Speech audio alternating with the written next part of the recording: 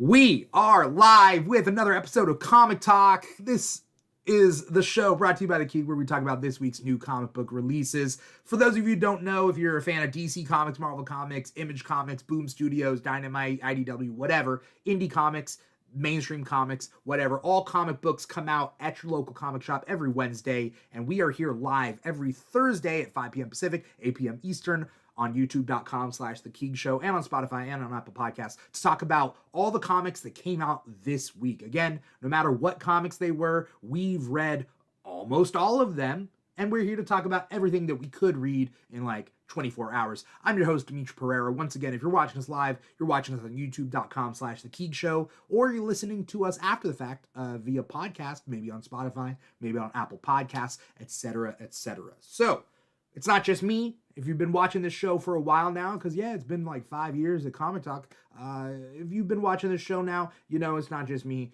I got also two awesome guests who are here today. First up, you know him as King Krakoa on TikTok. You know him as the King Krakoa on Instagram. We got Aaron Rhodes. Aaron, what's up, man? Hey, my guy. Nothing much. Just, another beautiful day in the comic book world. A lot to read. Yeah. I'm really excited to talk about what came out this week. Last week was also a pretty stacked week, and I'm kind of sad we didn't have Comic Talk last week. But I was away on business and pleasure, mostly pleasure, not like in a weird way, but like in a family trip sort of way. I was on vacation. I was on vacation with my family, so we didn't have. It's like one of the only times we skip a week.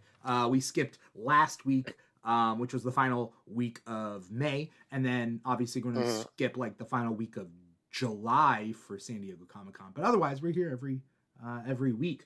Shout out to Ash1231 Comics, always in the chat, always appreciated. Once again, if you are watching us live, hop in the chat on youtube.com/The Keeg Show.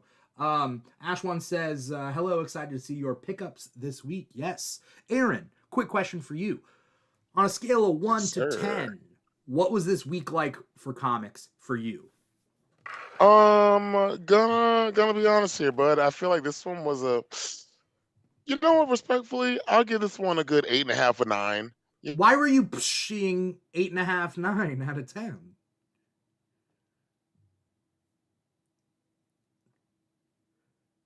Oh no, internet connection.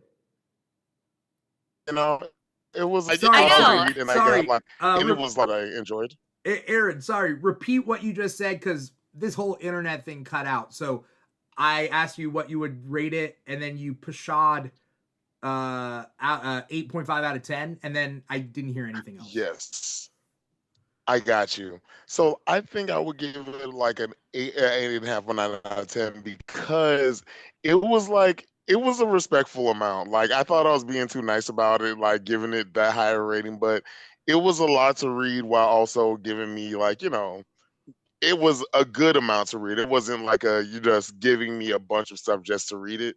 It was a good little chunk. Yeah, I thought you would like this week because there's a lot of X-Men comics out this week. Yeah, actually, I got a lot of X-Men comics. It was most of them, and you know what was sad? Those are the ones I read last this time, because I knew I was like, I'm gonna just read a bunch of these, and I'm just gonna not read anything else. So I'm gonna start light. So it was, needless to say, it was an X-Men filled day today. Okay, all right, cool.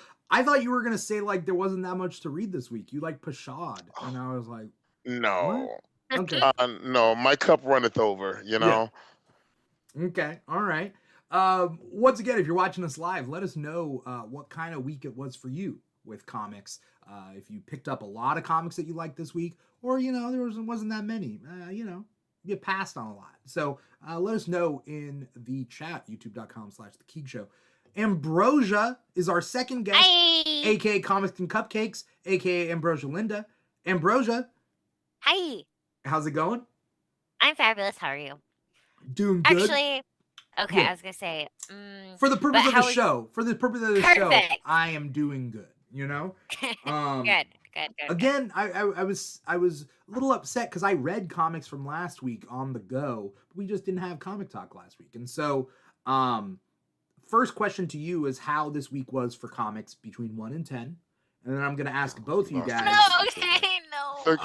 Oh no, Oh. You froze. we Wait, froze but again. you Oh my gosh. froze. Yeah, you were gone for Yeah, a while. It's Yeah. a you were gone for a little bit. Just at the top of your explanation. this, Sorry. this is gonna be really fun for me to edit. So, Oh, bas- ghost for ghost. basically, Ambrosia, I don't know where I cut off with you, but what would you rate this between 1 and 10 this week? I'm gonna go like 7.5. Okay. Can you hear me? Yeah. Okay, yeah. great. That is okay. That's a good solid. Like, Respectable. I think we like wrapped up some finales in here. Like some like fudge, what are those called? Like arc. Like we are wrapping up some like arcs. Yeah. So it was like it was fine. It was fine. It was a good week. Okay. Okay. Cool. I would rate this about like this was a solid 8 out of 10 week. Like it was a good solid week. There was also some like sort of experimental type comics that were like I wasn't sure if I was gonna like it or not, and but I read them and I was like, okay, cool, okay. So as we start off most episodes, and it's interesting, we have a slightly higher viewer count than average. So maybe it's just because we started at a later time. I'm not quite sure, but the point being is normally we are 5 to 6:20. This week it's a little bit different, but we started at like 5:30 or so Pacific time. What are you guys' reading lists for this week? Again, we read as much as we could in 24 hours to hopefully cover the gamut of everything to offer in comicdom. But who wants to go first? How How about I go first? Yeah. You want me Okay, to go? great. Dimitri, you go Look first. at you. Cool.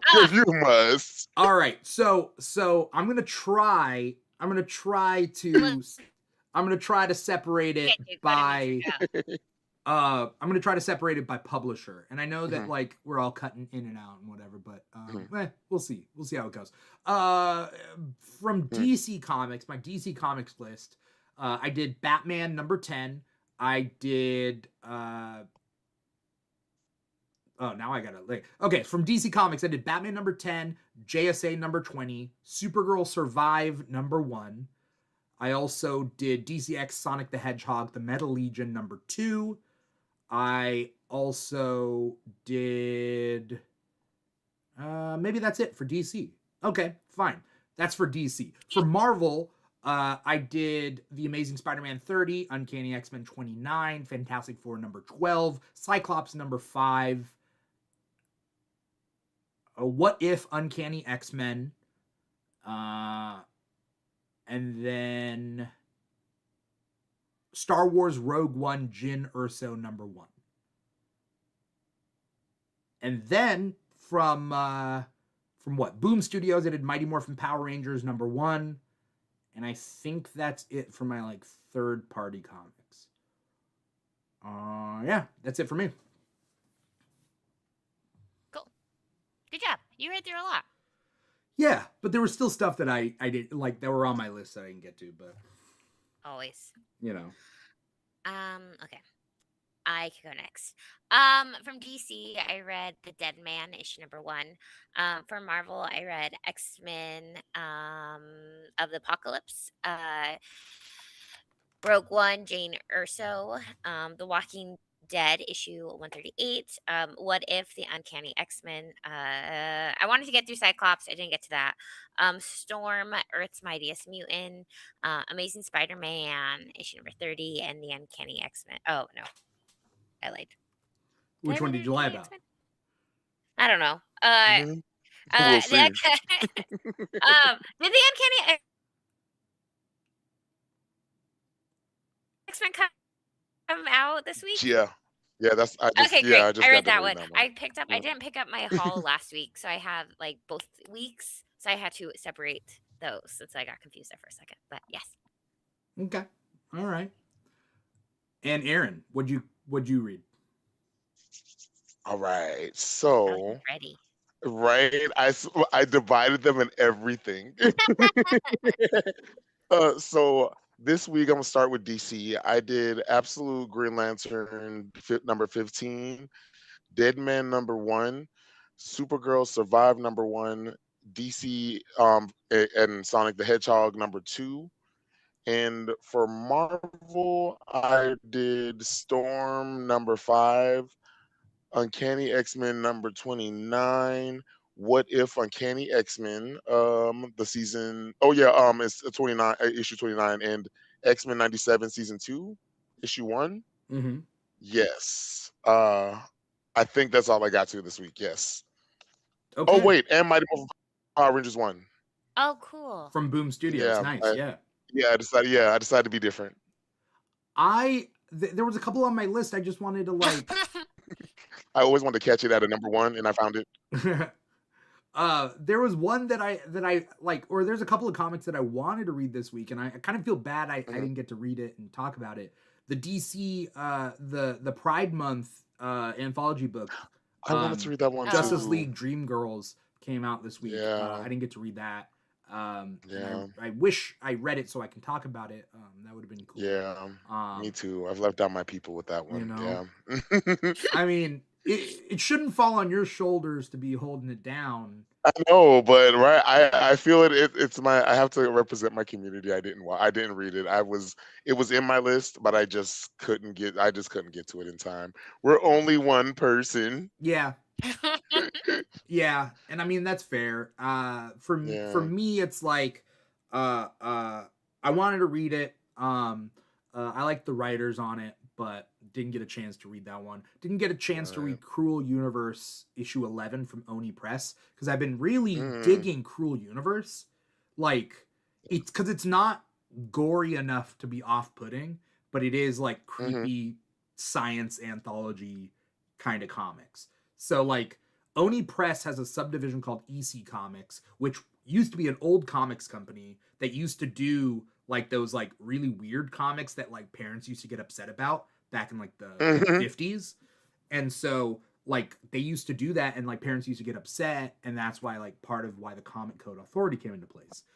So Oni Press is like revived EC Comics as like an imprint, and now they do like Cruel Universe or Catacomb of Torment or like pretty much like horror based comics, which isn't normally my thing, but like Cruel Universe is. So, you know, shout out to Cruel Universe. Okay, that's cool. Do you guys have an easy pick of the week? You guys got a pick of the week that you guys want to talk about? I'll do my best to prep images. I'll tell you that. I'll do my best. Let's try it out. Who has a pick of the week? Okay, so I think mine has changed, but you know, I'm gonna go for it anyway. I really hope this isn't anyone's.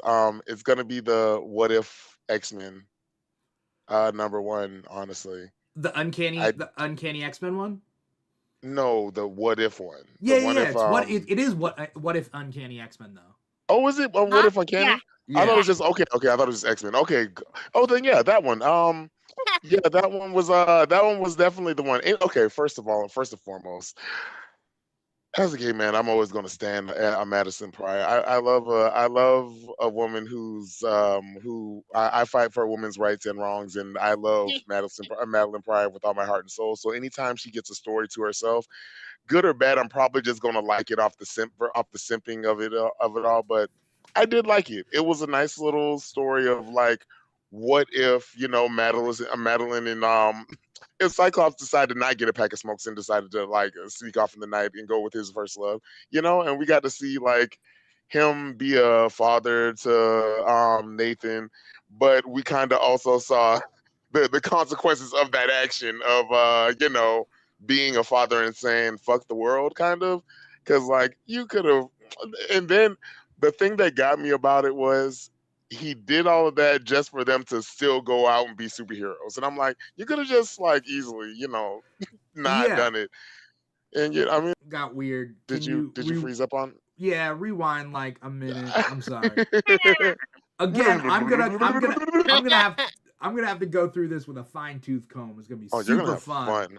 Oh my gosh, it's gonna be great. with So, this make sure you editing. have like a good little cup of fun time juice with you and shit.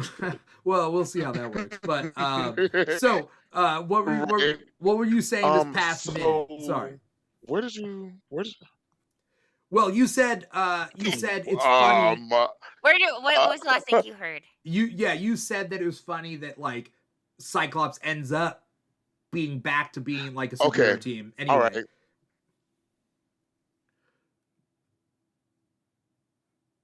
Okay, got you. So Cyclops would ask him like, "Hey, we need your help for this little mission, just real quick, and you can go right back to your family."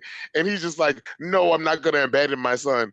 And it could, and I'm like, "Wow, we're just asking you to come back for like 15 minutes." Like it's not even a. In my head, I was like, "It's not like we're asking you to, just leave your whole family." But it's the fact that he does that, and then in the end, once Nathan gets his being a superhero crime fighting family, which I thought was adorable as shit. I thought the whole aspect of like them being the first mutant family and like, being essentially the Fantastic Four in a sense, like, and doing their own little hero family, and the aspect of it being more manageable for like humans to see them as a mutant force than the X-Men and everything. I thought that was smart. Like I said, didn't like how they did my girl Jean Grey, and they very much just threw her off in a rocket and just disappeared her. Yeah, that was Even weird. though I'm right? like, yeah, and I'm like, we forget like she's the Phoenix, and I'm like, we didn't even talk about that aspect, but they said like it'll be revealed in another issue, and they always say that in a what if comic, but I never get that issue, and my heart aches every time I don't get it, and I'm just sitting there in the ether like there's somewhere in the universe is Jean Grey out there her life happily because she doesn't have to worry about the tumultuous relationship that is Scott Summers. She can finally just be happy and just go out in the world and do her. And like I wanna see what that life is for Jean Grey when Scott Summers is not an option for her. Like, and we will never get to see that aspect. Like, what happened to her? I'm sorry, too many questions. But yeah, it was a cute little what if book. Anything with Madeline Pryor, I'm gonna stand on. And I love the fact that they did go on to the aspect of her getting her powers and not just, you know, I would like her to get magic, but I still like this. I very much. However, I did enjoy like the imagery of Cyclops losing his eyes. Oh my god, yeah, kind of, I was like, oh kind my of the god, right, oh my kind of the god. right. Okay, cool. I was like, I this is kind of cool, and then they just formed an X Force. yeah. I mean, there was a lot going on in this issue. There was so much. Yeah, But like it Ambrosia, was. you read this one too? Yeah. Thank you for jumping on the X train. I got you. I said Dimitri gave me homework. I'm gonna complete that assignment and get an A plus. Which Yes. so my assignment, and it's gonna pop up this episode. My assignment to Ambrosia has always been like a little bit more X-Men. Aaron, I gotta get you back. I gotta get you on Batman, man. Like, I gotta on this run specifically. roll. This run, Okay. trust. The new Batman run, I have read a few issues of this because of you. I have read a few issues of it. It is good because you already know, and that's why you're smart because you suggested this because this is the dynamic that I like of Batman, the family dynamic of the Bat family. Because I'm That's the same reason. way. I'm the same way. Yeah. Like the Bat family is huge for me. So Right. I don't give a Okay. shit about Bruce until I see his kids. So and yeah. and I love that aspect. It is a good book. I've read like the 3 to 5, I think, but I also have been catching up on Absolute Batman. So Okay. I'm all caught up on that. I'm very surprised that I love that, and All right. it's really good, guys. Yeah. Ambrosia, do you want to go next? Hi. You want me to go next? I can go next. Okay. Sorry, my dog just came up. No, it's all right. Okay, so speaking of another homework assignment that you always tell me to do, Yeah. it's to read more DC. Well, your girl started issue number 1 this week, and it was The Dead Man. Oh my He's cute. gosh, I loved it. Did you It was read it? cute. It was cute. I liked Oh it. my, I loved it. It was so up my alley of like not your typical like superhero. Very true. Very like, um, yeah, I felt like I didn't need to know like every single bat family member. Yeah. I Yeah. didn't need to know all the lore of it all. And so I loved it. It was so good. This is on my list, but I didn't get to read this one yet. By the way, what I'm trying to do with this show is tell everybody who the writer and the artist is on each of our picks at the very Oh, least, at our like picks of the week. Writer of this is W. Maxwell Prince. So see, this is the Dead Man issue number 1 by to you by DC Next Level. W. Maxwell Prince is the author, and Mm-hmm. who is the artist? I think it's Uh, Martin yeah, Marzoa. Martin Morazzo Oh, is the artist. close. But yeah, close. Yeah. No, uh, not at all. but okay, well, here's a question for you, Ambrosia. Why did you pick this up in the Okay. first place? Well, first off, because you've always challenged me to read more DC. And so I said challenge accepted this week. Yeah. And then I saw that this was like an issue number 1, and so I felt like that was a good spot. But then I read like, the little synopsis, and I thought it was like kind of right up my alley.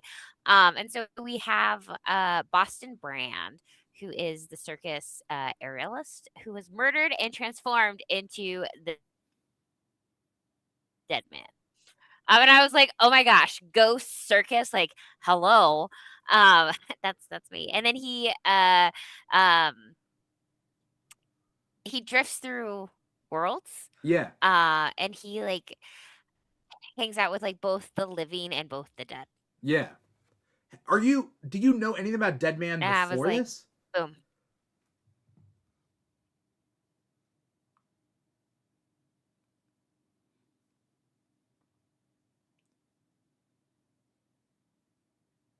No! Love When I this. was like, oh, they're really like the whole revival, the life equation thing that they were doing. I was like, this is nice, and I'm very intrigued of. It made me want to know more of what his duty is as the sole custodian is like the way it varied into different like aspects, and like even at first I was like I didn't understand the costume change, and Mhm, then you understand it in a way like it's a different form of what he's doing, mhm, and like the way of I thought it was real unique of the whole thing of the old guy who was like a fracker, and his he was like his father he was like you are meant to go to hell basically, but your grandkids prayed enough for you to like kind of level it out. And I yeah. was like, okay, I was like, that's a nice way to think of it. I was like, this is a different way of thinking of the afterlife, and like what views on like how what gets you to heaven and No, hell. 100%, and I think, like, I resonated into it. We're gonna get into a dark turn real quick, but, like, Okay. I lost my brother 4 years ago, I'm and, sorry. like, we were from, like, a very Catholic, like, household, and so, I'm Hmm. sorry. when if you, like, took your own life, then, like, Right. you were in purgatory, and so, Hmm. like, then, like, that was, like, stressing me out. I'm like, "Oh my god." Hmm. But then, like, I was talking to, like, different, like, leaders of religion and different just doing my research and like learning more about it, and that's not like necessarily how it is.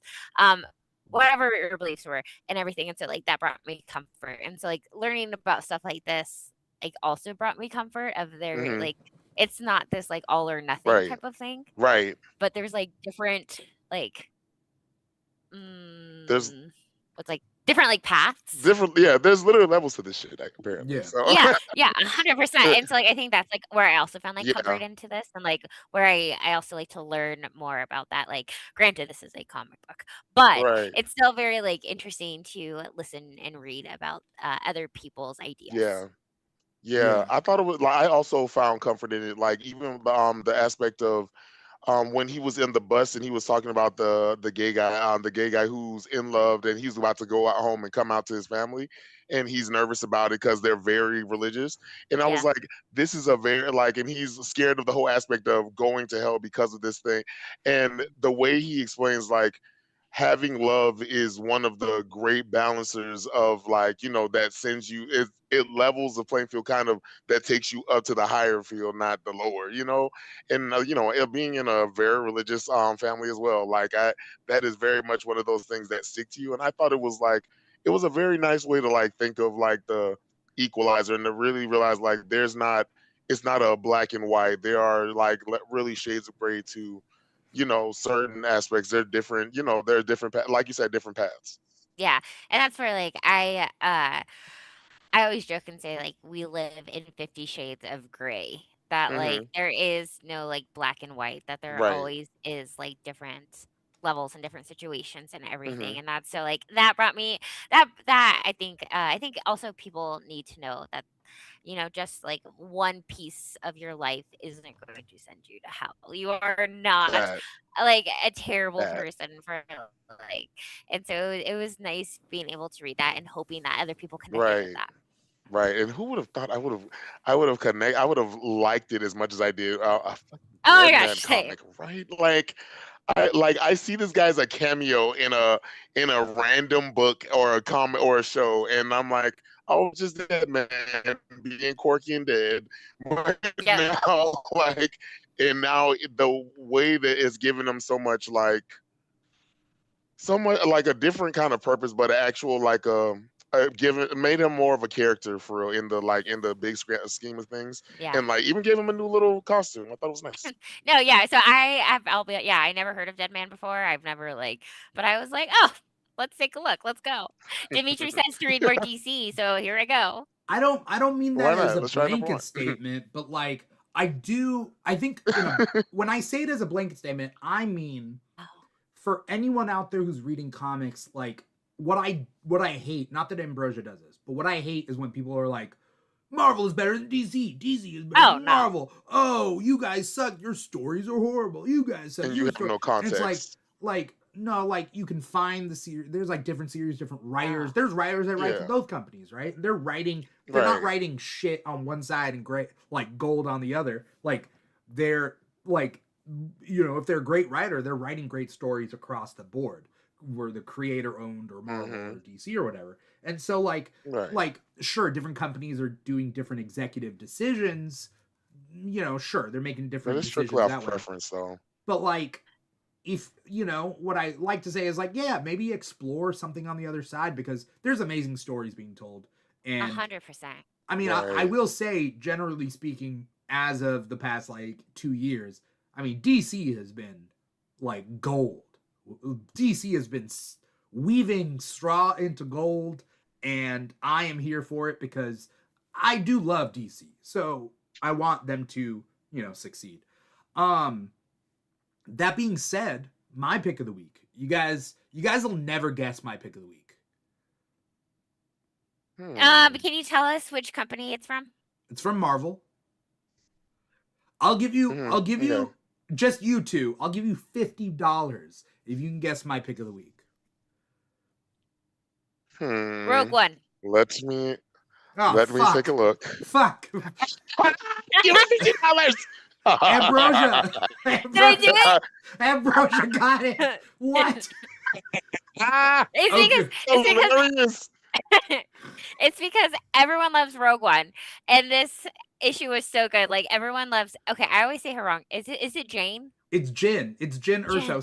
So first things first, Ambrosia, when I see you at San Diego Comic-Con, I owe you. I You could guess I get guess me a drink. It's fine. or We'll call it even. I'll get you a couple comics or something. Whatever. The point No. being is, I will owe you for that, and people out there can keep me accountable for that. So yes, let me introduce my pick of the week. My pick of the week this week is Star Wars Rogue One Jin Urso. It is a one shot. It is written by Ethan Sachs with art by Ramon Rosanas, and it takes place essentially just like the Cassian Andor one shot that was like a couple weeks ago. It takes place literally right before Rogue One. Now, the Andor show takes place before Rogue One, but there is a small gap of time that takes place before we see these characters in Rogue One. So in Andor's case, it took place like on that planet as he's looking for that guy he has to meet up, and then he eventually like shoots, right? Like when he's like, I can't climb up the ladder, and he like shoots him dead, right? So that's Andor. In this, she is in that prison that they like release her from in Rogue One, but it's about her trying to escape that prison in that you see her in the movie. And so what was nice about this as opposed to like the Andor one, the Andor one, although I love the show to death, the comic one shot wasn't exactly what I wanted because I didn't feel like it had like a narrative point other than it was just filling in a gap. This had a narrative point, which was to expand Jyn Erso's personality and how she views hope and the rebellion and the reason worth fighting for. And so the premise of this book is essentially she helps lead a prisoner escape from that. And in the end, I mean, we know where she ends up. She doesn't escape, but a couple of people end up leaving, and it kind of gives us a little bit more of a dimension to her character, where in Rogue One I like her, but I wish we had more of her in Rogue One to kind of explain her personality a little bit more. In this, that's why I love this. This actually shows her a little bit better. And that's why I love so much the Star Wars comic books. And I always tell anyone, like, if you are a Star Wars fan, then you need to be reading the comic books because it just goes in like more depth of like the characters that we already know and love, but you get more of that story. Um, and you see stories that you get more of, their personality, their character, like, and it makes their character on screen, like, it just solidifies it all. Like, uh she is just truly like a remarkable human who just sacrifices herself for others constantly, and and that this just like solidifies who she is in the movie Rogue One. Yeah. Aaron, have you watched any of this? I have seen the first season of Andor. Okay. You gotta watch. You gotta watch I don't season. know. You gotta watch season 2, dude. I wanted to, but it took so long for the season to come out. But I need to rewatch the first season. Because I was like, this is actually kind of good, and like I was like, I'm gonna rewatch it. So it made me want to get into Star Wars. I guess I don't know. We'll see. I'll be honest. Andor is like my favorite Star Wars thing. It's just I can see that. Okay. But it's good. It is. Yeah. It's good though. It is. Do you keep up with any of the Star Wars? Who me? No, Yeah. I've never really watched it. I think I've watched like the first movie, not the Star Wars one, but the one in order. I was trying to watch it in order, then I didn't. Yeah, that's the one. And then I think I got to like halfway of the second one, and then I watched something else. And yeah, it took me a minute. No, it's a lot. I understand. I get it. I get it. But Andor made me was like, okay, I'm gonna sit down and really sit there and watch it one time, I guess, because Andor takes place before that, right? Yeah, before New I Hope. assume so because that's the planet that. Okay, and that's the whole thing. That we're yeah. You are learning so much. Right? I was like, you guys are we're gonna get into a whole Star Wars podcast in a minute now. Yeah, we don't have time for that. But okay, all right, cool. So, those are our picks of the week. But obviously, we read a bunch of other stuff. What are you guys just dying to talk about? Ooh, what am I dying to talk about? Okay, you know what? Let's just get into this cluster that is Storm number 5. What happened? I didn't get to read this one. Okay, Storm number 5. Oh. Like, it was good, but also it was a lot of what the fuck. Like, okay, so I feel like it tried to close up a lot of stop gaps and a lot of like big like story plots. Did it end? Is this it? Yes, That's the thing. I think it did it because did. like it, This was okay, the finale. that's Oh, fucking crazy. I okay. know. It gave no real resolution to anything. It just kind of just said like all the things that we were guessing about it, like because once we get into this story, like it literally starts off with she's on a whole little mission against the Thunder Gods. She's has a whole little serpent Thunder God friend who she flies on, and we're just like in it now. And then we kind of just like and you can see where they're going. Like it's going to be one of those things where like all is revealed in time, but I feel like they try to put so many like ending plots in it that they didn't really give us anything to be like, oh yay, that like, oh good, this is what happened. But it gave us like a lot of cool storm moments. So I feel like they threw a lot of good storm moments in there where I'm like, oh, we see like a good storm feat, or we learn like a thing about her power, like we learned the fact that well they apparently they say it in an old comic, but the fact of her power, she doesn't just summon the precipitation that she gets and to cause rain, it comes from another place. So like that way, like she's in the, like inadvertently kind of causing a drought somewhere else when she does that. So Oh, like so I there's a love cost. Okay. Well, yes, exactly. I thought you were saying she was drawing her rain from some sort of rain dimension. No. Oh You're no, no, no! It's saying, not like a Cyclops moment with his eye yeah, thing. No, yeah, which would be kind of no, funny. It would be kind of funny if each X-Man like drew their power from a dimension right.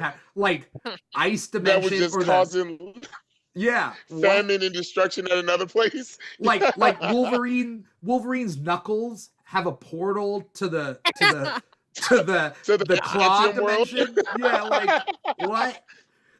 where Okay. adamantium was created all So along. you're Yeah, saying, okay, which is great actually. This is mind-blowing to me yeah, because I didn't get to read this one. yeah. The idea that Storm can't just create great weather for everybody, she Right is drawing weather from around the right globe. from other places exactly.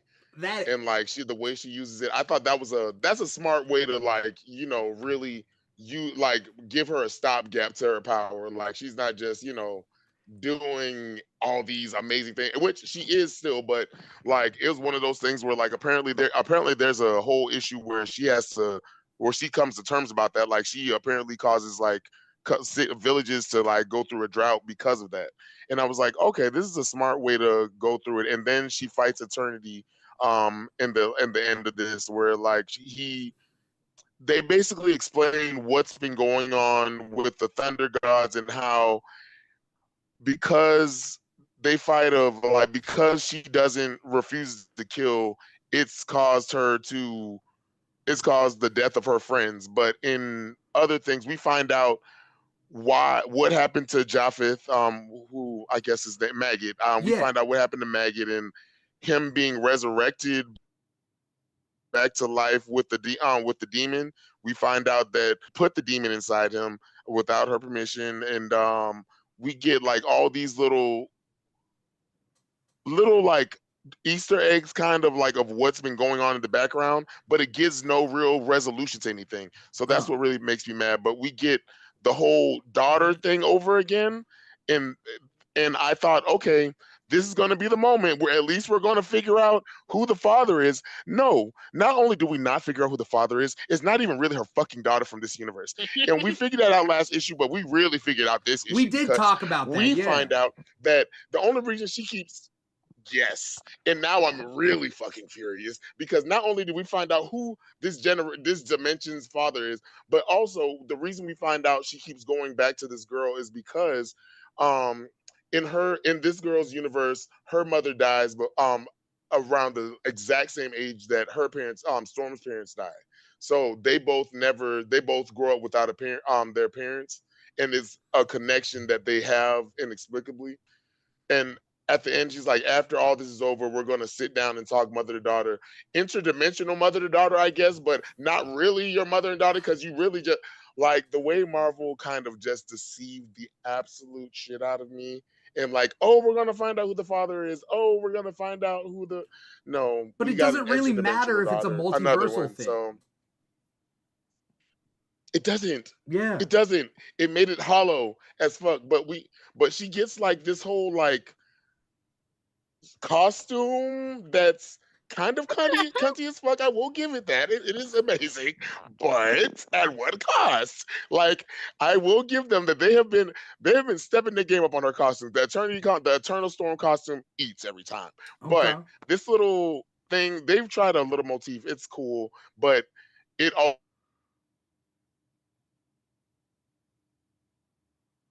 also stands to gives Say something right. different.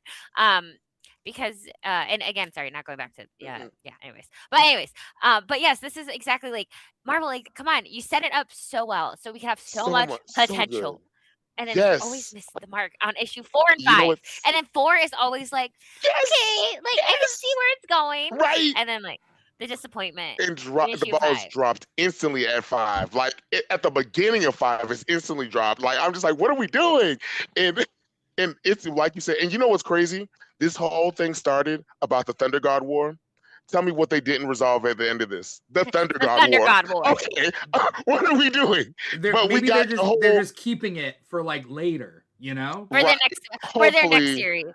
right. Maybe Because she better get a next series. She better get a next series after this because what were they doing? Cause She will get they tried. another series because they love doing another number 1. They just love Yeah, like, oh, it's they do another love a Storm number number one. 1. What do you Marvel like? do love another number one. I think in this day and age, it's not a question of whether a new series will start. The question is, will it be Yeah, canceled? Because that part. whenever you greenlight a new series, you get a new number 1. Yeah, And yeah, the companies love their number 1s. But like that part. it won't last very long. So I'm going to push back though, because we're going to switch to another thing. I'm going to push back on what Ambrosia said. I actually think that Cyclops issue number 5 put a bow on this miniseries. It was a nice tight miniseries. Did you guys Good read for this them. one? No, it was on my list, but I I didn't read meant it. to. Yeah, I didn't get to read it though. Have you guys read this at all? Like any of the earlier issues? I read the Yeah. first 2 issues, I think. I didn't get to finish it though. But and also, I'm sorry. Side note: did you also know that her ruby, that Storm's little ruby, red ruby, is an interdimensional portal thing? It can transfer itself No, I didn't know that. her anywhere. Where's her red I ruby? didn't know that. I know. Okay. Where Yeah. is it? Like on her costume? So on her original costume, like she has like a ruby right there. Yeah. Like if you look at her original costume, she used to have like a red ruby. Yeah. Okay. Well, I don't know And they about just that. tried to like throw it. And even in her new costume, you see the ruby right there. Yeah.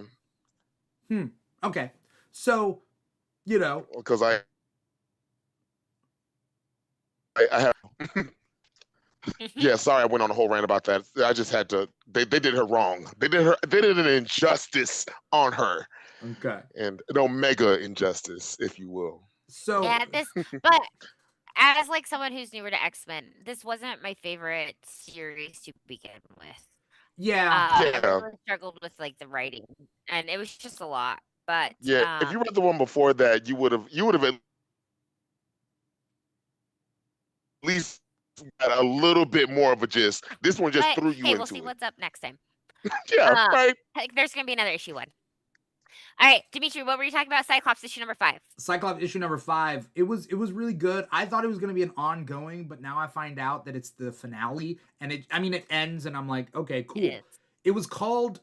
It's funny because now Marvel with the miniseries, Marvel and DC get to do this with miniseries.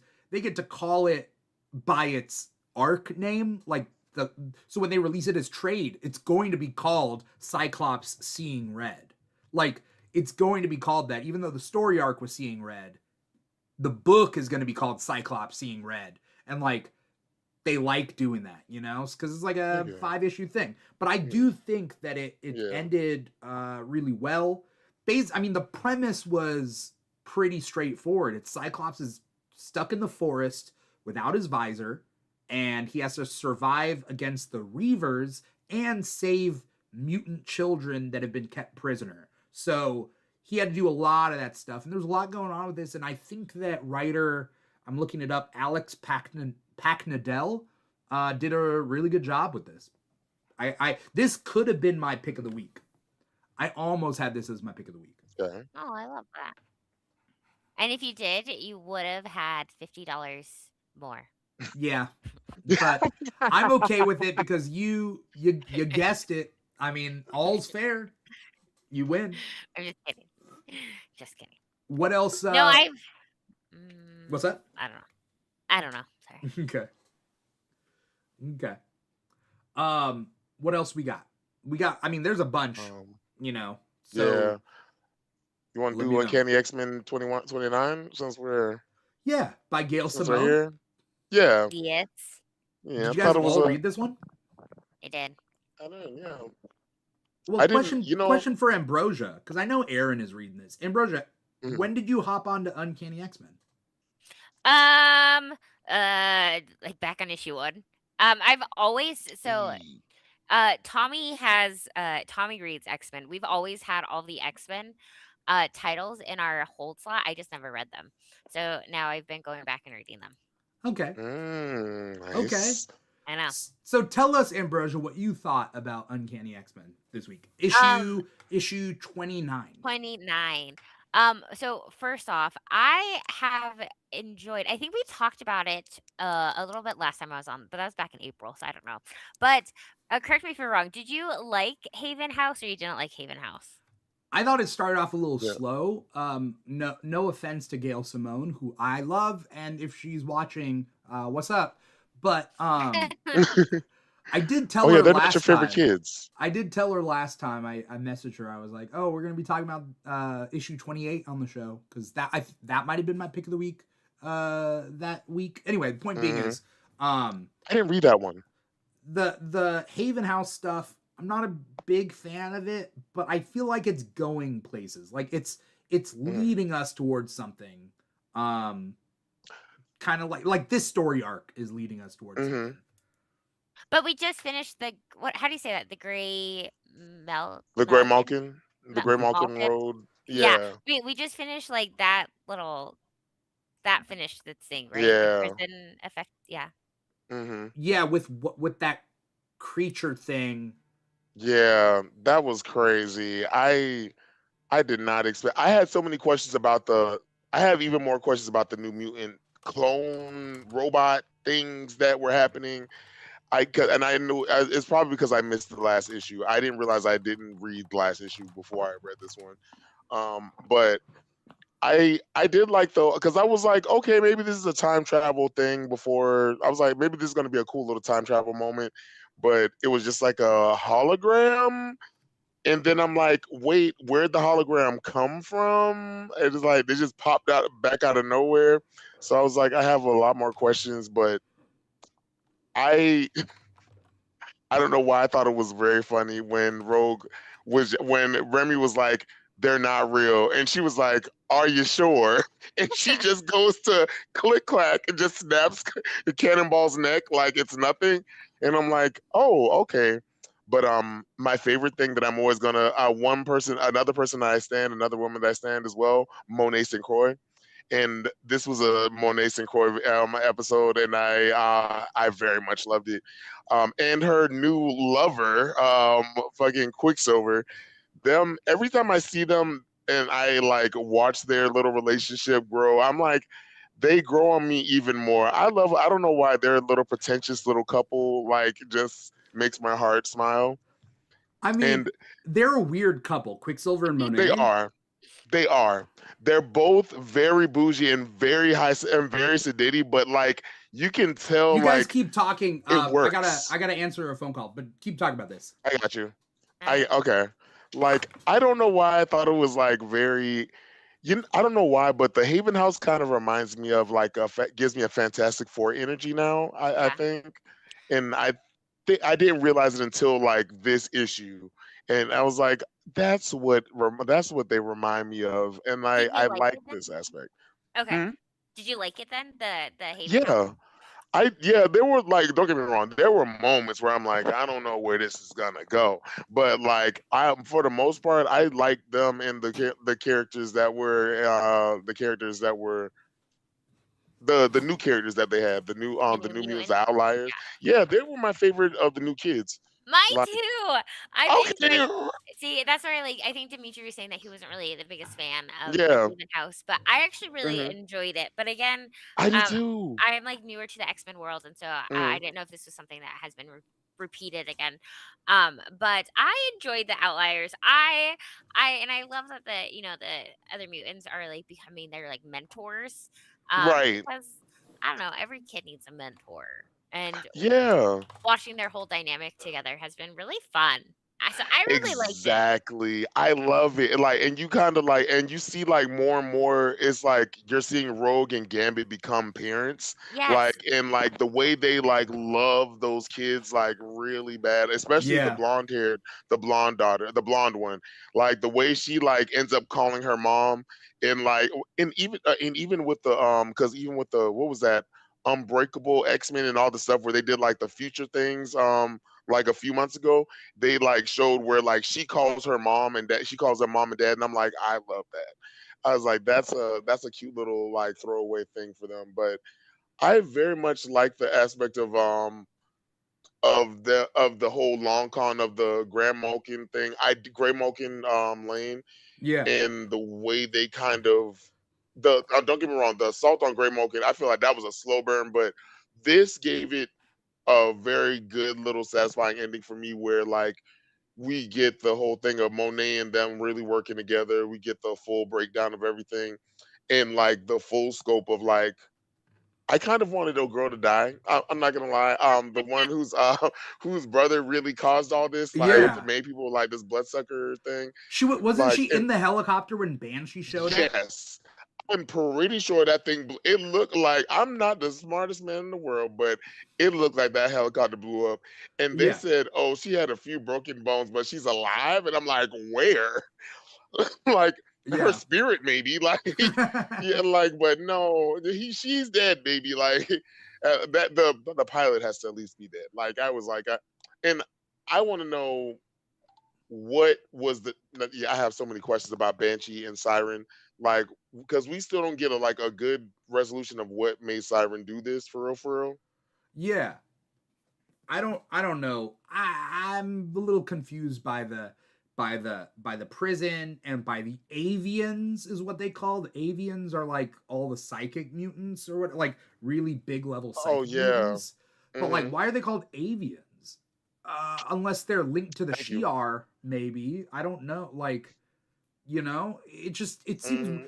every so often in X-Men continuity, a writer will come and introduce like a new grouping, a new Yeah. category. So I don't know if you remember, but like back in, was it Chuck Austin's X-Men where they introduced Nightcrawler? Well, Nephilims and the I forgot what the demons yeah, versions the are. angels and demon mutants, Yes. Yes. and they had names for them, and it was like, okay. Then Right. there was also a previous thing where it was like the lupines or whatever, which are the Yeah. Wolverine, The Wild Child, Sabretooth, those like Wolfbane and all wolf them. like the Right. wolf, Wolverine, feral animal mutants are Yeah. like a category. Then And like there was supposed to be like a whole category of like all of them are supposed to have like a different subset. This would be like a yeah, war between mutants. yeah, and like then there Like, was a category of mutants that were like the externals, which then yes, Cannonball found out that he was he was an external and that he right, could be immortal. We don't know, but then right. there's And then they thought it always, was Sunspot at one point. I don't know, it was weird. But like point being is like we don't need a new category of mutants, do we? I mean, Yeah. here's the problem. Here's the problem I have. I trust Gail Simone so much Mhm. that like I'm gonna keep reading this, and Yeah. I'm not complaining about this. I love this series, but also hmm even when it confuses me, I don't give up on it. So Yeah, I'll give at that. all. Right. I was still gonna be in for it. The external, but I love the idea of the externals, but they never bear the fruit that it needs to have. I'm like, you always have a chance to really do something with the externals, especially like what they did with them during the Krakoan era. I was like, that's a smart way to go about it. But they never really like bear fruit. But I hate the externals. I don't need a I group. I know. don't need a subset group of immortal mutants. Like that doesn't, like the whole thing about mutants is they're supposed to be like kind of relatable because it's like a hmm mutation. right? Yeah, but look, there's humans becoming gods, so why not mutants? Why don't there mutants who become immortals? They're just it just mutant magic. It just makes sense, Like, guys. I don't so know. one of my probably biggest issues where I've noticed that you guys both have like mentioned is like your understanding of like, I don't know where this came from. Like it just happened. I want to know why. Me Yeah. as a reader, I don't question things. And this is horrible. And I do this not with just comic books, but with like other books where I'm just like, okay, he appeared. And now they're We're best here friends. now. Like, I don't know where he's from, but they're besties. And I do that with comic books as well. I'm just like, I don't know how he has the power. I don't know where the power came from, but he has it. See, And that's where I love so much like about this as well as that you guys like question things where yeah. I'm just like, wow, that was a great read. Versus See, like you're just like, what the fuck? I'm like that too most times until they give us the one. But one thing about the X-Men, they have a real bad habit of they give us like a really like juicy storyline sometimes, and then they just drop it to the wayside, and we just have to live with it being in the ether. Like they Yeah. like we just there are some moments where like Kitty Pryde still has like the little power cosmic shit inside her. We never talk about that. Does she? From Like when? yeah, from when it was when they did the little like that mirror thing with when the mutants, the OG mutants came from the past. Oh, the Black Like and they all Vortex. got that little the black vortex. Yes. She's the only one who kept her power.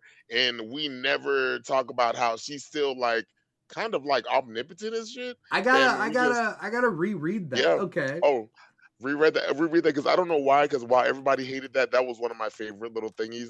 Favorite little ditties. I think it's because that's when I first started getting back into comics. Yeah. But yeah, I love that little Omega thing. I read that like 3 times. Yeah. Okay. All right. So but I did. But the end of this Uncanny X-Men was nice. I like the little nod to Rogue and Monet's connection of like them being like like connected, bonded by like sisterhood of like being the strong bitches. I kind of love. Yeah. I live for that. Well, And because they haven't had much crossover, yes, other than I mean, they mention it in this issue where it's like literally in the Uncanny Avengers. where it's Uncanny Yeah, Avengers, sure, but which I like love. Yeah, but I'm okay. I'm okay with characters who just had one stint together yeah, and they're like, all right, we're you know what? wait, We don't talk to each other. but like but like there is a bond. Like I wouldn't be. Yes. I would like it if Elsa Bloodstone and Monica Rambeau teamed up again because they were on Next Oh. Wave together, and it would be Hmm. nice to like just kind of have another outing, you Yeah. know? Yeah, like there was this like unlimited moment in one of the X-Men one where like Polaris was with Danny Moonstar and I was like, this is a random moment, but I like it. But Oh the yeah, thing that they do in this one the thing that I liked how this ended is when Rogue asks Monet to be Monet and Pietro to be the leader of the X-Men so her and Gambit can go and, figure out what's going on with him and it was like I was telling Ambrosia when you were gone. I was like, this reminds me of. I didn't realize it, but it wasn't until this issue that it reminded me of. Like this book reminds me of Fantastic Four energy, like in the aspect of her, like of Rogue and Gambit essentially becoming parents and like them use. They're out of all of the X-Men books that they have. This one is more so the family book. I mean, we're literally seeing the kids like see them more and more as parents and even with what's his name Sunspot's cousin in his relationship with Ransom, right? Wolverine. Ransom. Yeah, Ransom. Yeah, exactly. And like seeing that relationship because you don't really get because it's really odd that Wolverine loves to take in a teenage girl and take her as a protege, but we rarely get to see him like have this like relationship with like a father son relationship with them and Yeah, like you see this like solemn relationship kind of grow with them and each of them have their own relationship with each of them that makes it kind of special with this book. That's why it gives me like a Fantastic Four family energy. yeah. Well, here's the thing: is like we always focus on Wolverine having like a Yes. young girl protege, but he's Right. had young male proteges in a And it's way never seen as creepy and that's always the good thing like it with on good intentions. Wolfsbane was messing with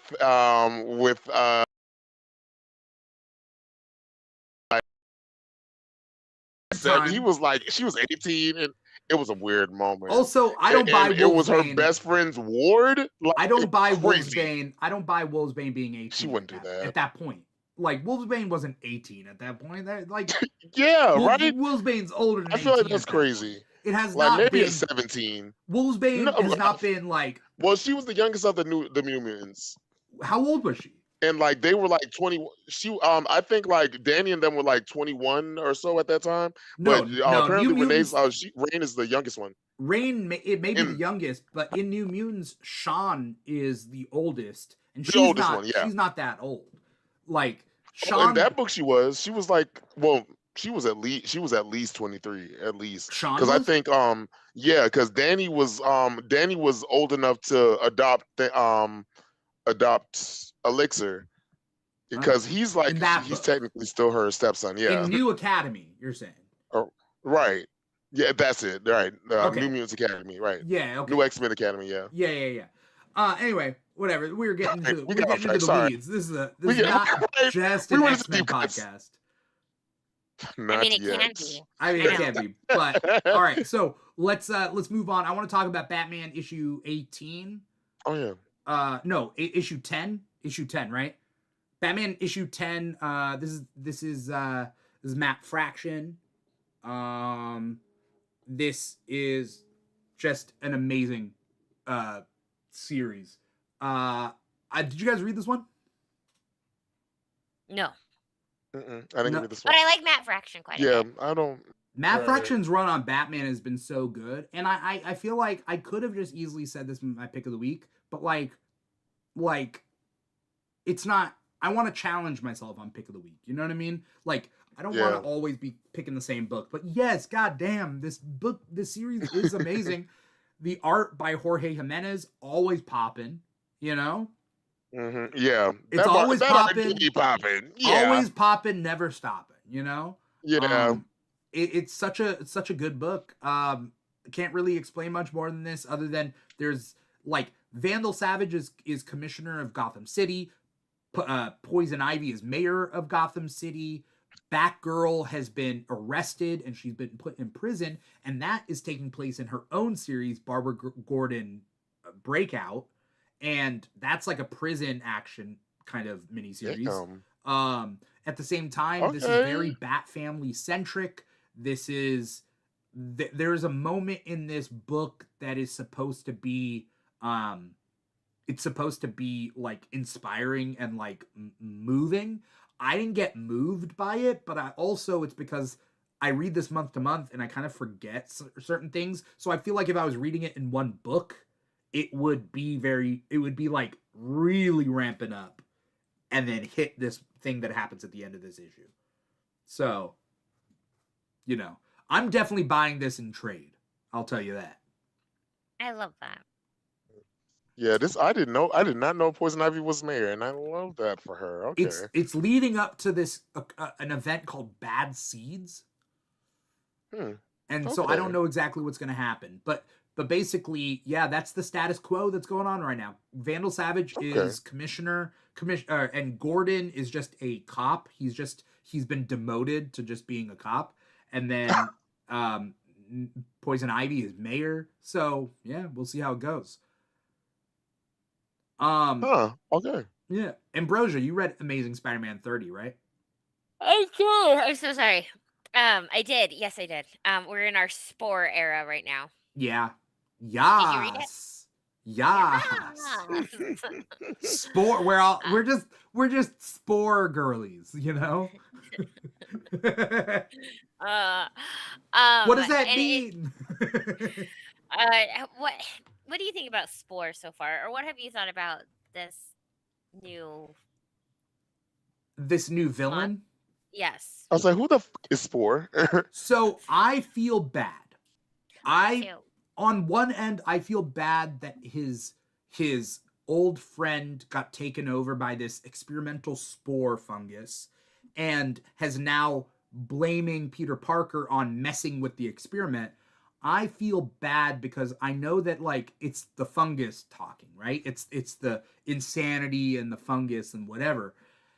So I feel bad, but I also feel like, okay, I accept that like the fungus has turned his friend around. It's not the cleanest of like friend to villain turns that like it's not the cleanest, but like because it's pretty Right. abrupt. It's pretty much like he gets infected by the fungus and now he's bad.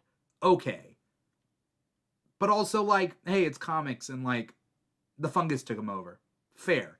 I feel bad. I liked the character before the fungus part, so I feel like I want the fungus to hop to another host. That's what I think. I like the idea that Peter has a friend from his past, which rarely happens, you know? Well, and then this is a case where the spore is hate it's very anti Peter Parker and not necessarily anti Spider-Man. Spider-Man. Yeah. Yeah.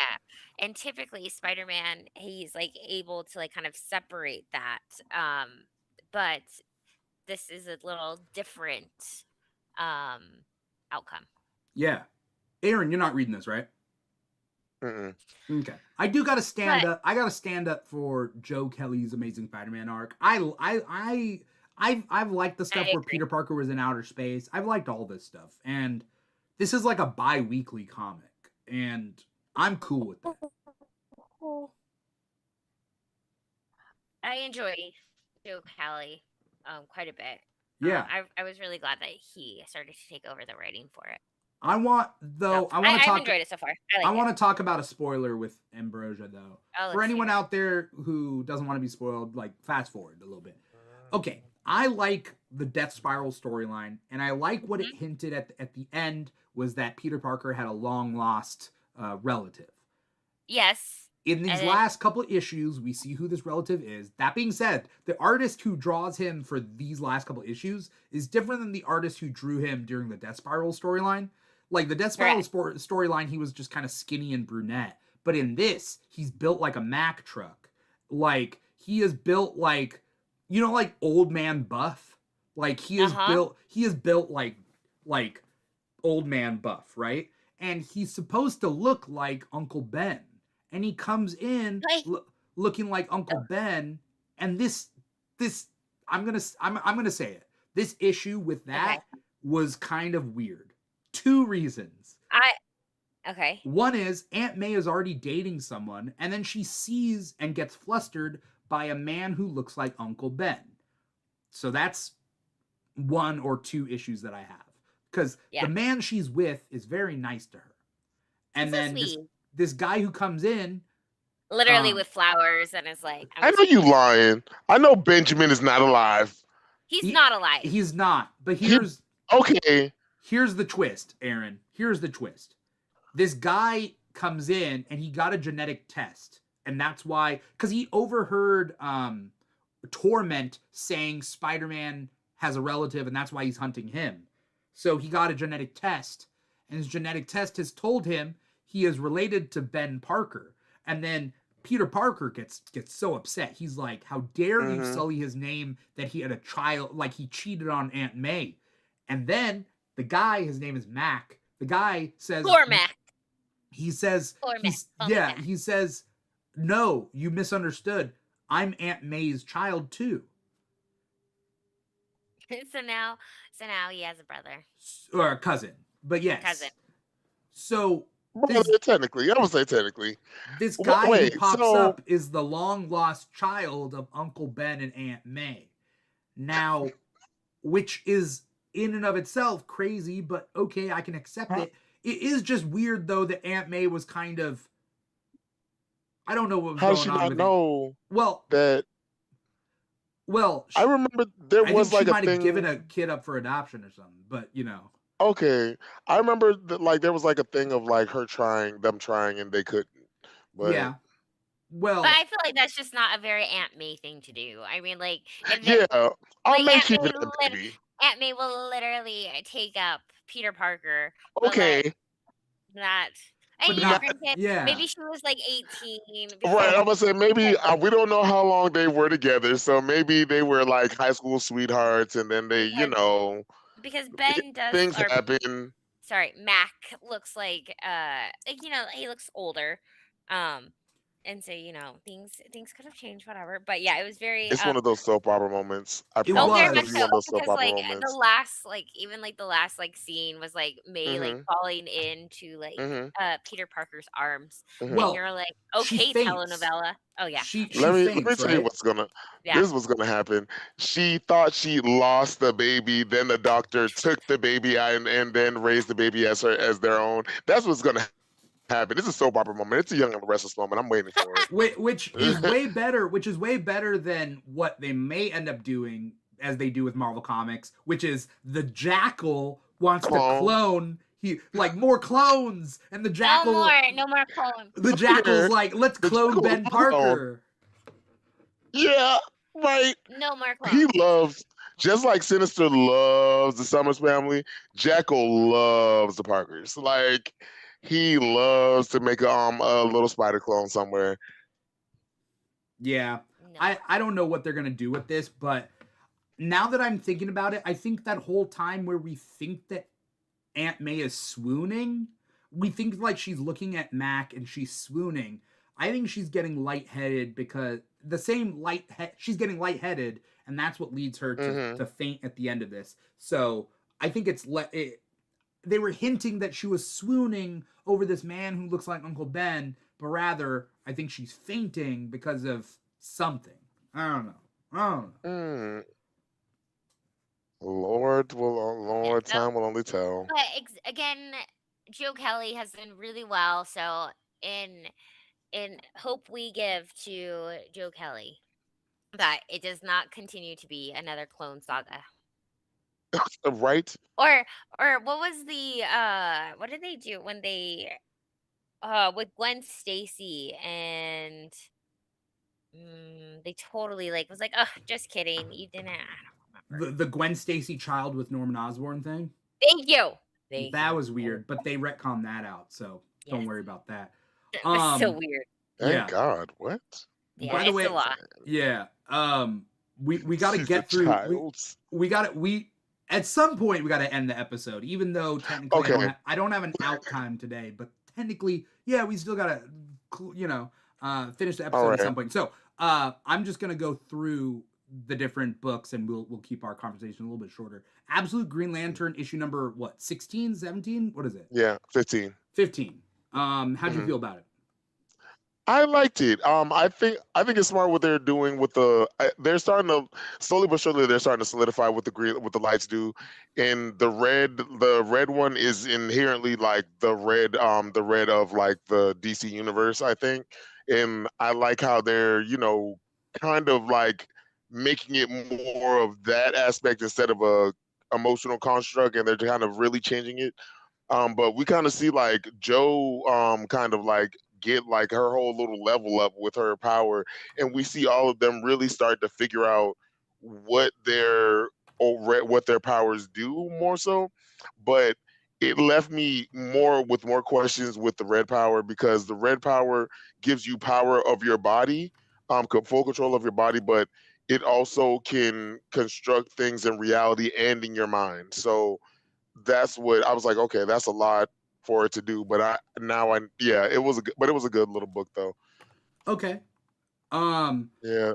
what would you say to people who are a fan of the absolute DC universe but haven't given Green Lantern a try yet? Oh, okay. I would say if you like a detective kind of book, I think this is a book for you. Something with suspense.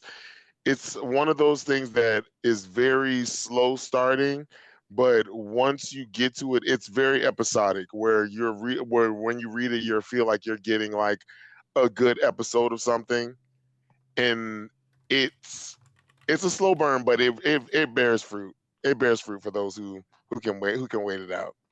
By the I way, feel like that was a good Aaron, description. I just wanted to say that your word choice today has been like top notch. Thank you. Like We're and working. like Working on it. you've been weaving together some phrases where I'm like, "Dang, dude, you are writing," you know? Thank you. Thank you. Try to get a little melodic on you guys, you know. Okay, all right, all right. Thank you, Um, thank you, thank you. yes, absolute Green Lantern. Okay, okay. Did you guys Mhm. read Supergirl Survive issue number 1? Yes, I did not.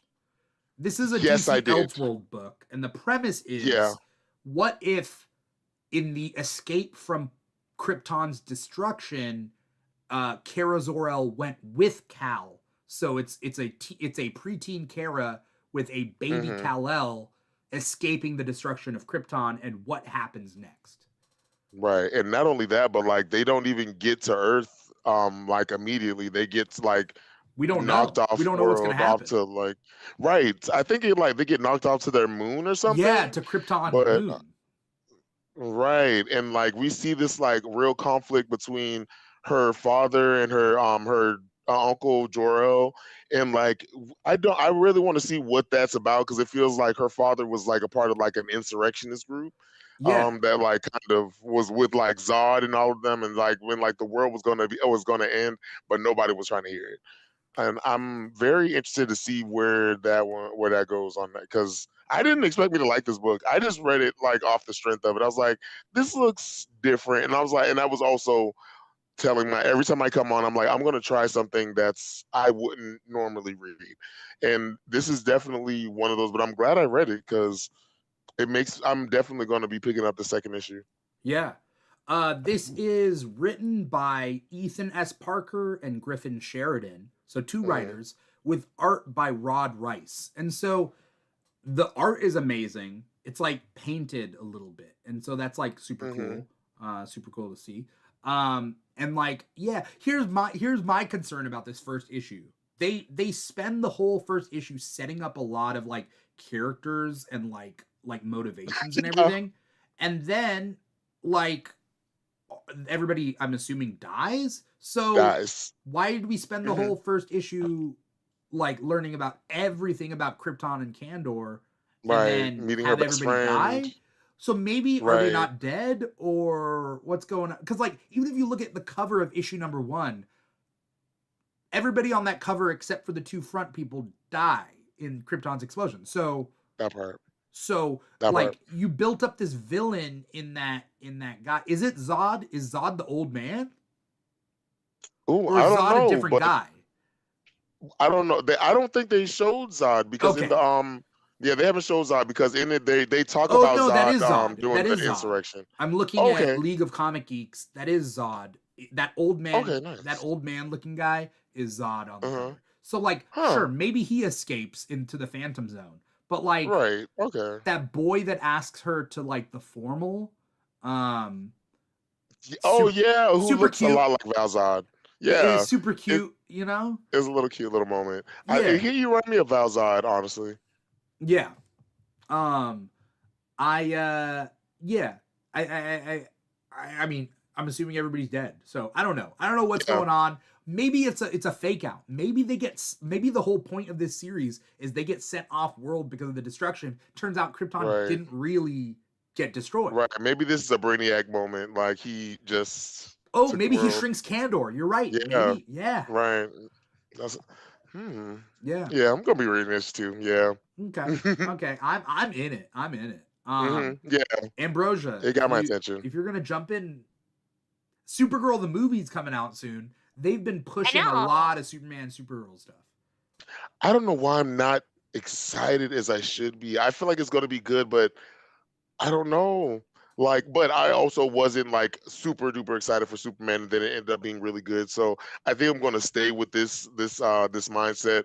Yeah. So I like just in case, like that's how I go in with X-Men movies. I go in with the lowest expectations. So when I leave out, I know it's gonna be good no matter what. Because I'm like, it couldn't be. Is everything's gonna be trash, and that's why I like the Dark Phoenix movie a lot more than a lot of people than Huh. more people hate it.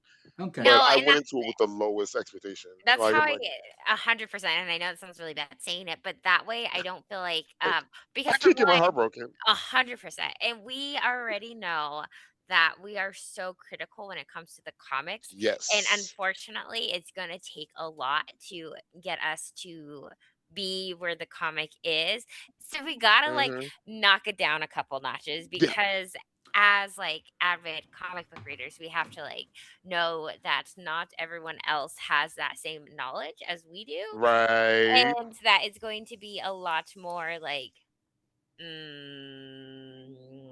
kid friendly, not kid Creative friendly, No, kids. but like mainstream. yes, It's gonna be a little Yeah. bit more mainstream, They're you gonna know? be right. Your story, the story that you grew up, it won't necessarily be the story that is going to introduce them to the world. very much Yeah. so. So I'm Mhm. gonna be honest. All right. So I'm gonna be like, for me, the Supergirl movie, and we got to move on. But the Supergirl movie, Mhm. to me, I would consider it a success if they bring in non-comic book fans. I want non-comic Yeah. book fans. So I'm gonna Yeah. be honest. My sister, she's not a geek. If you Mhm. have genetics that either make you cool or you make you a geek, she got the cool genes and I got the geek genes, right? So like my sister is cool and she's like trendy and mainstream, and she saw the trailer for Supergirl and she told me that she wants to go see it. So like if that's Okay. what draws Okay. people in, great.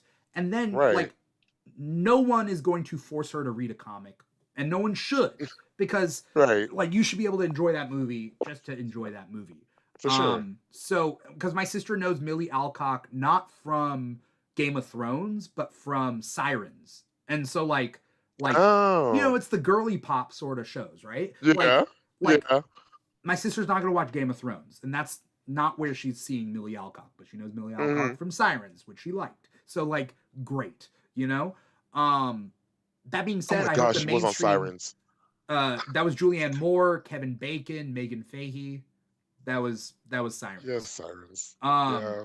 and so good for her. That being said, from the Supergirl movie, what I think is gonna happen is we're gonna get cameos from a lot of DC planets. That's what I think. Yeah. I Yeah. wouldn't be I mean, they're surprised. bringing Lobo. Yeah, wouldn't be surprised if we see Thanagar. I wouldn't be surprised if we see Ran. Mhm. So Adam Strange, the Hawk Planet. I wouldn't be surprised if we see Tamaran, Right. We where might get like a Starfire's Oa from. cameo. What's that? We might get our we might get an Oa cameo. We could get an Oa cameo. You're right. Like, so I think there's a lot to be excited for the Supergirl movie, even if it's cameos, but also the story. But also, this is opening up DC to Yeah. space, which I love. So No, you froze. I'm here. You can see me still me. Yeah. Okay, cool. I can see you're here now. You're here.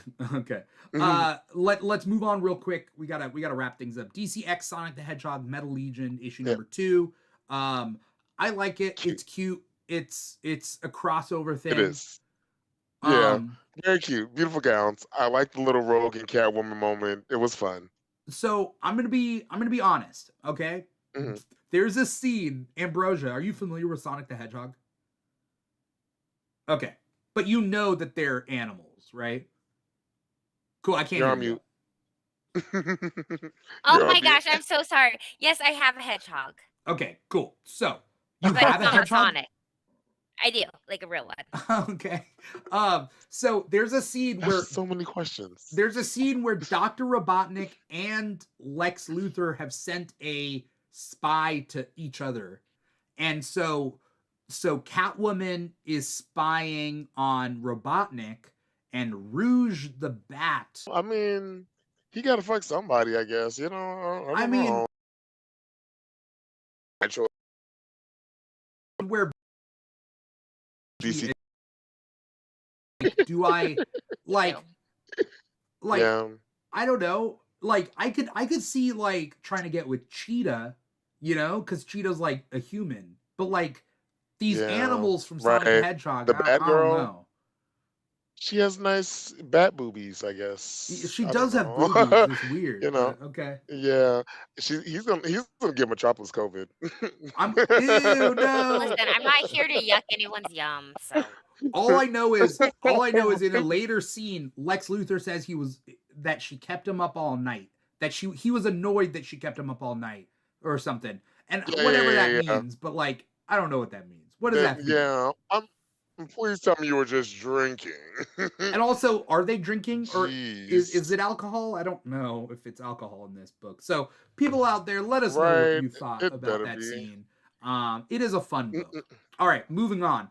Fantastic Right. It Four was a really fun book. issue number 12. I think I was the only one of us to read this one. Yeah. Basically, aliens go back in time to like Roman era, and Reed and Johnny have to go back in time and help the Romans defeat the aliens and to not mess up the timeline. That's pretty much the gist of things. It's another standalone issue, which I'm gonna be honest, Ryan North writes an amazing Fantastic Four, but he writes mostly standalone issues for Fantastic Four. So if that's your jam, great for you. If it's not your jam, if you want a more cohesive story arcs, then, you know, maybe that's not the vibe.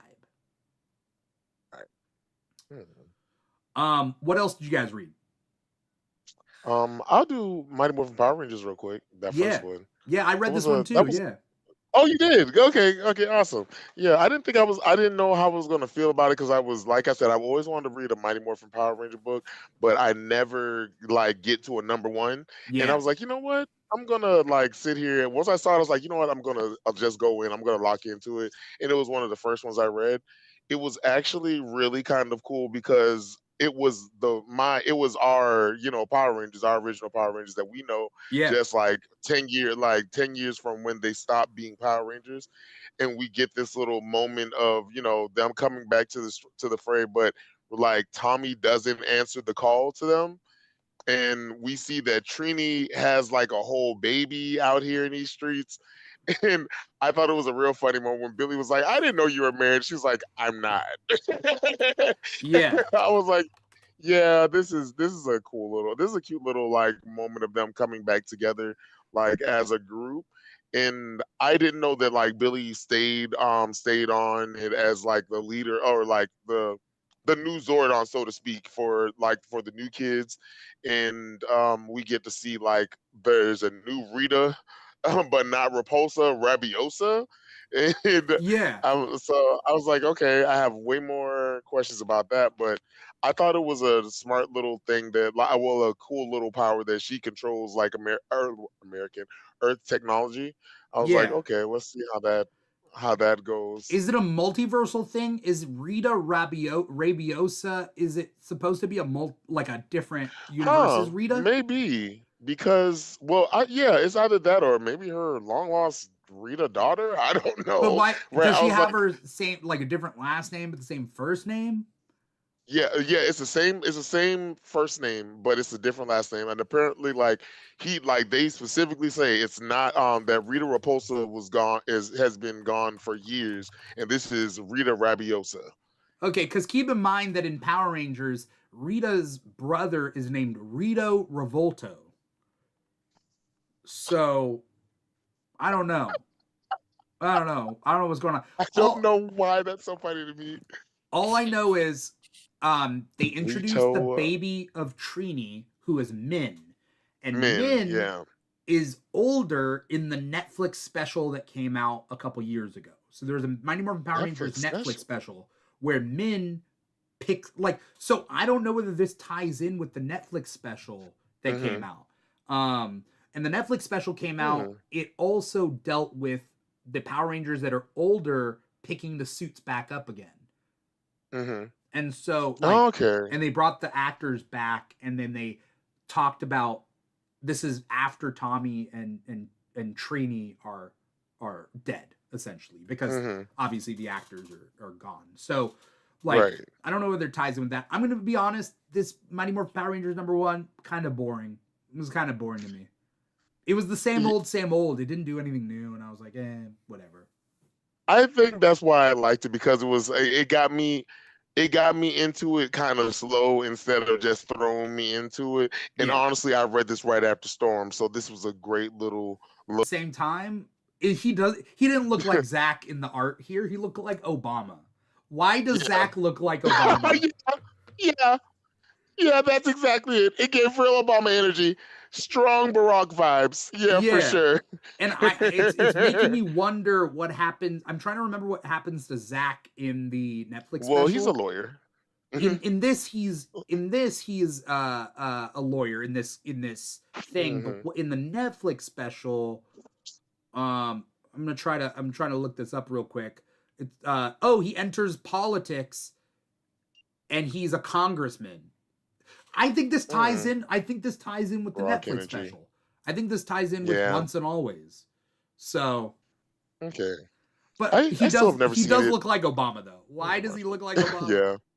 Strong Barack vibes there. Yeah, for sure. That's so funny. Okay. I mean, yeah, okay. So, Ambrosia, was there anything else that you read this week? The only thing else I read was The Walking Dead, 138, and that's just right now we have The Whisperers. I don't remember if you guys There's watched Yeah. The so many Walking Dead. offsets. Yeah, The deluxe but There's is so a many color. subsets. It's a colorized reprint of the original comics, right? yes, Yeah. yes. What are the And whispers? The Whisperers. Do you remember Alpha and Beta? They wore the zombie skin as masks, and they pretend to be like their culture is pretend to be Like zombies, they're so the zombies intertwined. don't.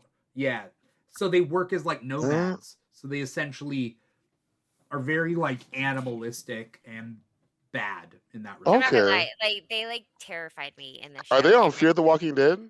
No, they were on the original Which one are Walking they Dead on? stuff. they're on the They're- original. Okay. Yeah, I Yeah. stopped. I stopped the season. I think Glenn died. It my heart a lot couldn't. of people did. A lot of Yeah. My people heart did. really couldn't take anymore. I watched the whole family die in front of my eyes that I got attached to. That little family that was with Rick at one point, and I was like, oh, cool. We're just here. Yeah, they take a lot of people that I care about. No, they do, R.I.P. Andrea. but it does really like I don't know. The series does get better. It's It a is lot. good. But Yeah. but after Glenn, it was big. But so the Whispers, I'm not gonna lie, they terrified me in the show because they are like human zombies, you could just whatever. But like these are humans who actually like believe and like act this cruel towards like other humans, and then their Yeah. whole like Huh. there's almost like a cult. It was It's very survival of the fittest with yeah. the Whisperers. Huh. Yeah. Okay. So Y'all about to get we me watching Walking Dead again. oh it was great. Yeah. So we're just read the in comics. Did you read the comics? yeah, read the comics. Okay. Okay. You don't need to go No. back to I the might. show now that the Okay. show's over. But like, read the Right. comics. Like, Yeah. definitely worth Yeah, reading. so every other week they come out, the deluxe issue is they're re-releasing the original Walking Dead, but in color. Yeah. So I Okay. never read the original Walking Dead, but since they started this, I started to. Yeah. So I just add that Okay. in. Yeah. But yeah, so we were just introduced to Alpha, and I really liked it. Okay. Nice. Nice. Still gave me the heebie-jeebies. Yeah. Aaron, what are the last couple books on Yes. your list? I'm trying to. I only got one more, and that would be X-Men '97 season 2, issue number 1. Nice. I wanted to read this one. I And that haven't yet, but continue. okay. You'll like it. It's honestly it's literally what happens right after the Genosha incident, and we kind of get like this is what months after that moment, and like where the world thinks that they're dead, and we kind of just cut to like Bishop and Forge starting to like try to look for like where the mutants now, what's going on. We get to see like this new form of X Factor. Yeah. And they bring Rusty and Skids back, which I thought was a very good cute little throwaway, as the first mutants to get picked up with the X Factor kids. But we get the X Factor group, which is slightly different. It's Havoc, Polaris, Wolfsbane, and and Multiple Man, and Strong Guy. And I was like, okay, this is a nice little group that they put together. Yeah. And all of them have essentially been a part of X Factor at some point or another, just not always all together. They're And also X I Factor in like the how original cartoon. yes, oh yeah, they are actually. I forget about that. Damn, yeah. Not, but I thought all of them. I thought there were like a few of them who weren't. Yeah, Oh yeah, no, yeah. But like, Wolfsbane I was mean, there. She there might was. be. I think No, Iceman was yeah, on X Factor. yeah, In the that original was it. That was cartoon. it. Yeah. But yeah, no, like but it was a nice little book there. That we kind of get like a prequel of what's to come in season 2, and we get to see like the acolytes come into fruition, and like a little like spoiler of like who the leader of the acolytes are going to Yeah. be. Do you want me to say it? I don't know if you want me to. I mean, Yeah, it's fine to say. I'm gonna read it anyway.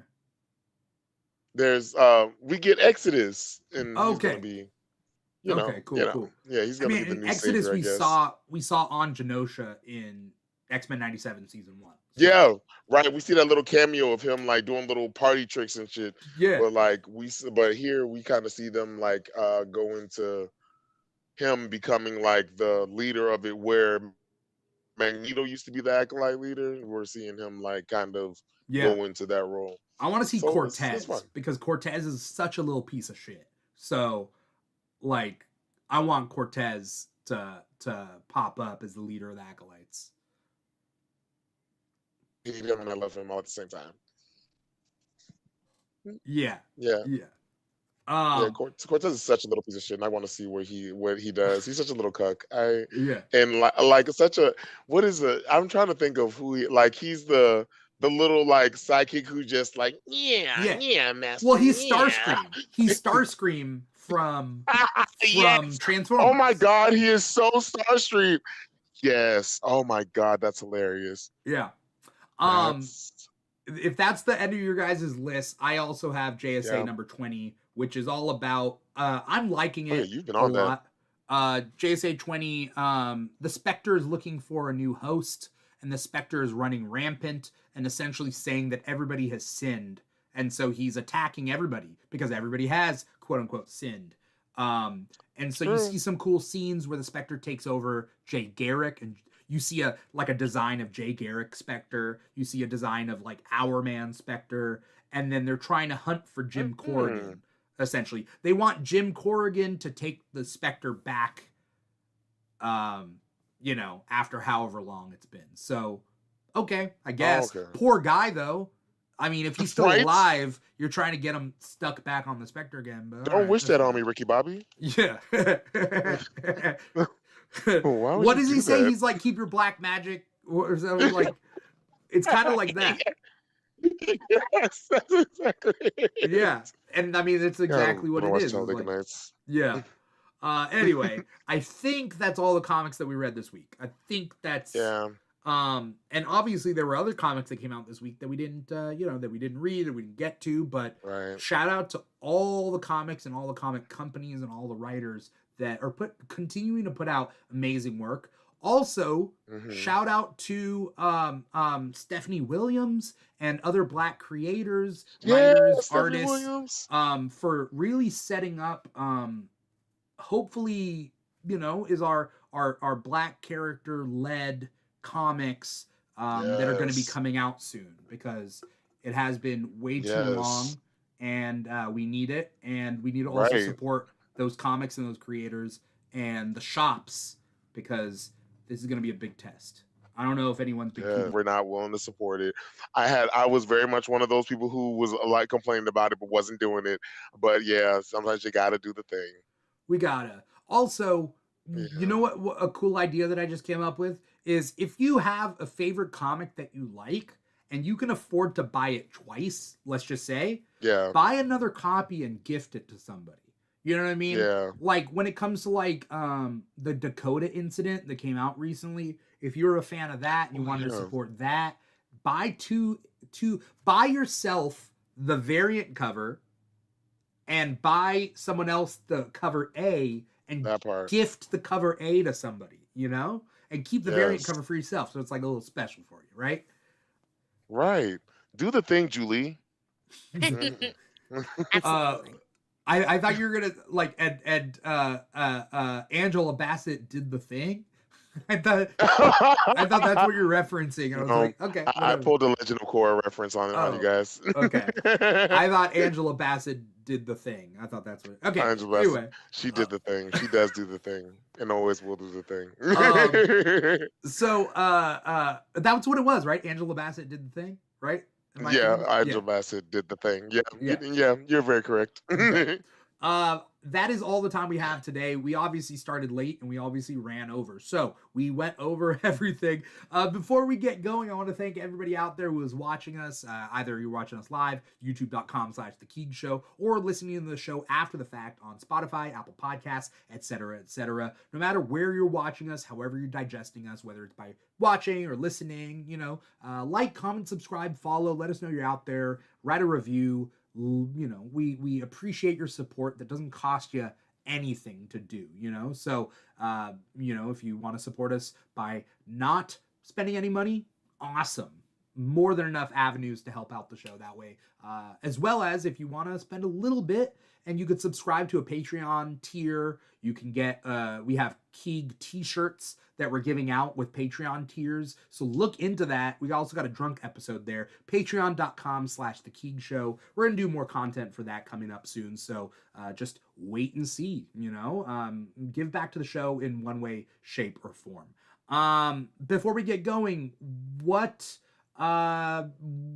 can we find you? What do you got coming up? Anything you want to plug? Aaron, I'll let you go first.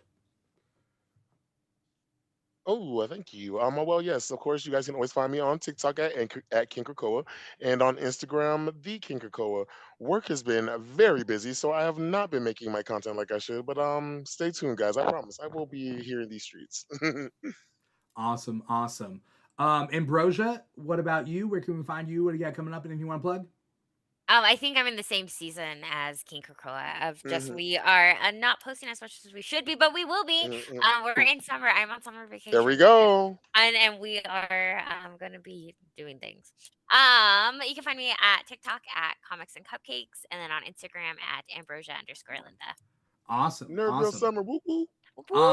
I don't know about Aaron, I'm not going to be able to, I can't say exactly what's up, but Ambrosia and I will be at San Diego Comic-Con. We can't say exactly what you for. will be seeing me in San Diego. Aaron, are you coming too? Are you coming yes, too? I am. Yes, I am. That's why. Do a Comic Talk meetup. Okay, oh my God, this is gonna be crazy. Absolutely should. This might be the biggest Comic Talk meetup of all time. Why? I'm so excited. This is the rundown so far for Comic Talk crew: Ambrosia, Aaron, Drew, Joshua, Deanna. I think Cosmic. Deanna too? Yeah, Deanna. Yes, I know, right? Cosmic, I think, will be there we're also. So I'm trying to think of who we're missing. Like, it would be crazy to get everybody. Yeah. It would be crazy to get everybody. Oh my gosh. Right? Oh, we're getting sloshed, guys. We're gonna have so much fun. Oh my gosh. Okay. All right. That's so much fun. I'm so excited. Yeah. Okay. I already got my ticket, guys. I'm ready. I got my stay. We're good. I haven't. We're here. I haven't. It will be fun. It'll be fun. Right. I haven't got my ticket back, but I got my ticket there. That's all that matters. The rest will figure itself out, right? Okay. All right. Anyway, for everybody out there, this is Comic Talk. We do this show every Thursday, 5 p.m. Pacific, 8 p.m. Eastern, youtube.com/The Keeg Show. We also got other shows coming up from the Keeg umbrella. We got the Keeg Talks. We're talking about movies, TV shows, comics. We recently had a bunch of episodes, so definitely find us Spotify, Apple Podcasts. Guys, so much for coming on. Thank you everybody out there for watching. Once again, I am your host, Dimithri Perera, and this has been Comic Talk for the week of June 4th, 2026. See you guys next week. Bye. Bye.